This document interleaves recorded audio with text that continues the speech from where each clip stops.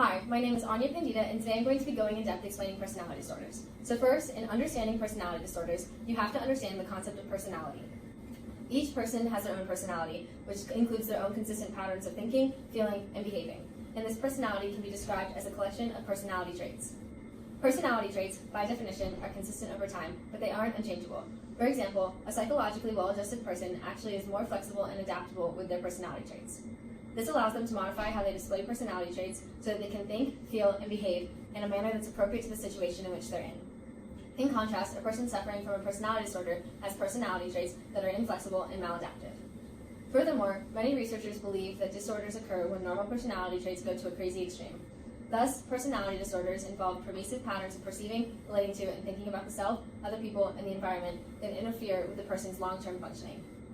These maladaptive patterns tend to be stable over time, and often they deviate from the social and behavioral expectations of the individual that's experiencing these patterns' culture. These traits normally become noticeable during adolescence or during early adulthood. Approximately 10% of the population is affected by these disorders.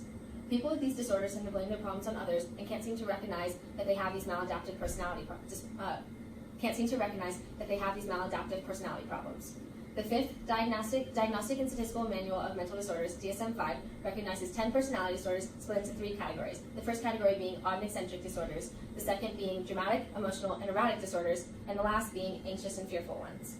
There are errors to this model still, as people may display characteristics from multiple different categories, and this can make diagnosis really complicated. However, I'll be focusing on 2 of the most serious personality disorders in this video, which are antisocial personality disorder and borderline personality disorder. And first, we're going to begin with antisocial personality disorder. So, an individual with this disorder is generally manipulative, able to lie, cheat, steal, or complete actions to manipulate or harm others for personal gain. A pattern of disregard for others' rights is the central aspect of this disorder, and these people tend to show no remorse when caught, as if they don't have any conscious guilt. And so they're often referred to because of this as psychopaths or sociopaths. People with this disorder, again, are manipulative and easily lie just to gain what they want, and they often blame the victim for their stupidity, saying like, oh, it's their fault, they shouldn't have fallen for my tricks. Furthermore, they show a lack of anxiety, especially in those most likely to harm others for personal gain. And because of this, many people think that violence is associated with the diagnosis, but it's actually not necessary for a history of violence to be present for diagnosis of this disorder. In light of these traits, many people affected with this disorder can be very successful in jobs that find a more ruthless or uncaring personality beneficial. So a lot of these jobs could include like professional business jobs in high-up companies. However, on the other side of this, irresponsibility caused by these people often causes inability to hold a job and run into the laws, problems with alcoholism and substance abuse. And yeah, approximately 4% of the U.S. population has characteristics of this disorder, and evidence of this disorder normally becomes present in childhood or early adolescence, when children may have run-ins with the law or at school. And this child normally is referred to have conduct disorder, and then this disorder changes more into antisocial personality disorder as they grow with their life and enter into adulthood. So next, we're going to talk about borderline personality disorder. And people with this disorder are often those that are said to not have like an emotional skin. And people have related this to a third-degree burn patient, where like the slightest touch or movement can cause like immense suffering in the person. So the slightest like thing can cause the person to suffer. And those with this disorder have personalities characterized by impulsiveness and chronically unstable emotions, relationships, and the self-image. These people's moods and emotions are really intense, are often fluctuating, are really extreme, and are normally out of proportion to the triggering incident, and they seem really uncontrollable to the individual and people around them.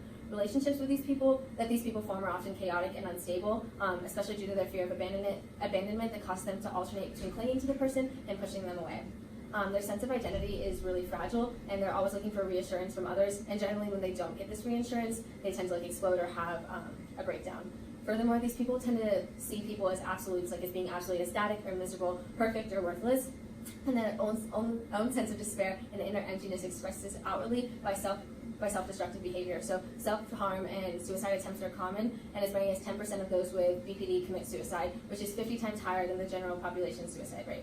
This disorder is often considered the most serious and disabling personality disorder, and people with it often suffer also from depression, substance abuse, and eating disorders.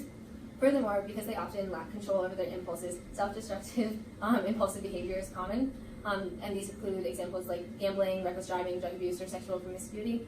And because people with borderline personality disorder have such intense and chronic fears and are terrified of being alone, some people believe that this could be caused by detached relationships growing up and by dysfunctional family relationships and family life, or maybe neglect and abuse. So There also exists a biosocial developmental theory of BPD, which says that the outcomes of a unique combination of biological and psychological, it says that it's an outcome of a unique combination of biological, sociological, and environmental factors. And those are the main causes of this disorder. Thank you for watching.